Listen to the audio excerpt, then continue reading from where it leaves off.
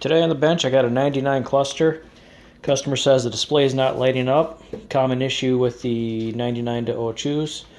So this one I'm going to go ahead and power it up and just see what works and what doesn't work. So here only the volt gauge is working. I'm not getting the normal test sweep that I get when I boot these up. But I took a look at the back.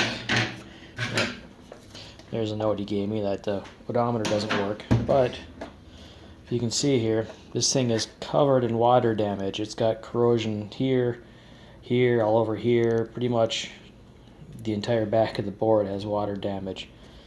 So I'm going to see if I can save this one. The guy must have left it sit outside or something, but I'll tear into it, see if it can be saved. Looking a little closer, I can actually see water droplet spots under the lens. So this definitely got rained on or something, and I peeled the back off, and even the LCD board shows water damage. It's covered in corrosion, and all the motors are covered in rust.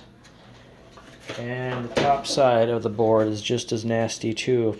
Corrosion on everything pretty much. So must have sat in a puddle. Not looking good, but we'll see if it can get me cleaned up and saved. Just got done desoldering the little logic daughter board here. And look at that, it went right through the conformal coating. Corrosion everywhere.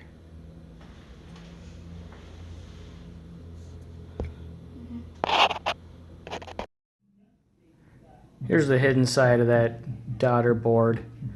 Surprisingly, it's just a little rubbing alcohol and a toothbrush.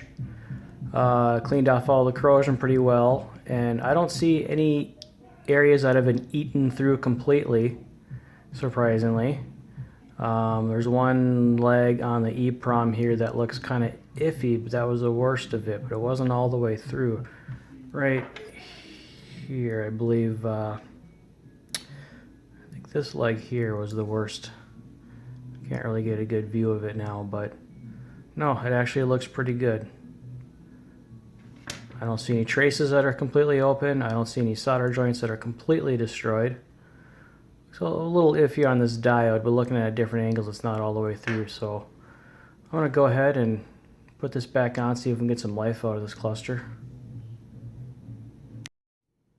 Now on the other side of the board, I did find one open right here. You can see there's just a tiny piece of foil left here, but there's no more connection from this trace to this via, so I'm gonna manually go ahead and try to put a jumper in here. Let's see if I can do it. Well, there's a jumper I shoved in the via. I just packed the hole full of flux, tinned the wire, shoved it in, heated it all up, bent it over, and hoped it sticks. Well, I'll keep my fingers crossed on this one. Alright, got the daughter board, logic board back on. Now I'm gonna boot it up and see if we can get some life out of it. I'm hoping I can at least see the dummy light test or something happen. Wasn't doing that before, so let me power it up. And it still looks dead. Just the backlighting is the only thing working. Crap.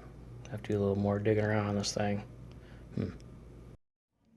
Well, I've been chasing traces and checking grounds and VCC on this board for a while now, and I'm just not getting anywhere.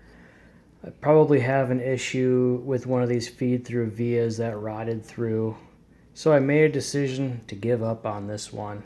Even if I do get life out of the main board, I'm still going to have to deal with a rusty and corroded vacuum fluorescent display board, which is, see if I can get some light in there. I mean, that's covered in corrosion too, and even if I get that to work, I'm still going to have to deal with a corroded, see if I can get focus here, the LCD board. Focus is covered in corrosion too. So I'll just be chasing problems for way too long. So I decided we're going to have to go with the replacement. This one does just not make sense to repair.